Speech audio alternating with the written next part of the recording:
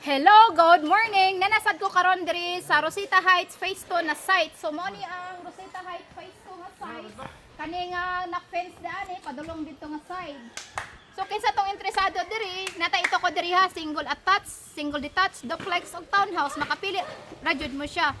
So ang price nato sa townhouse nag-start siya og 3.9 million. So pataas na siya. So gikan ka diri mato ka og Pitos Barangay Hall, mga 3 minutes sa siya. Kaning dala na, padulong ni siya sa Pitos Barangay Hall. Padulong po ni siya sa SM pa right side ka. Then kanisad nga dalan padulong po ni siya sa Puda Consolacion, padulong or sa SM Consolacion. Nag-connect raman siya. So ato ang site ha, kani. Padulong na siya dito, kanang defense ha. Padulong na siya dito. So atbang siya sa Kabangahan Elementary School, kani diri nga side. Kani. Elementary School, dayuan. At pang siya sa gym sa Kabangahan, dayuan.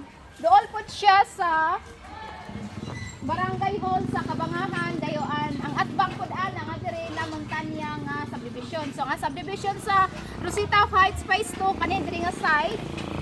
Straight dito. Straight dito.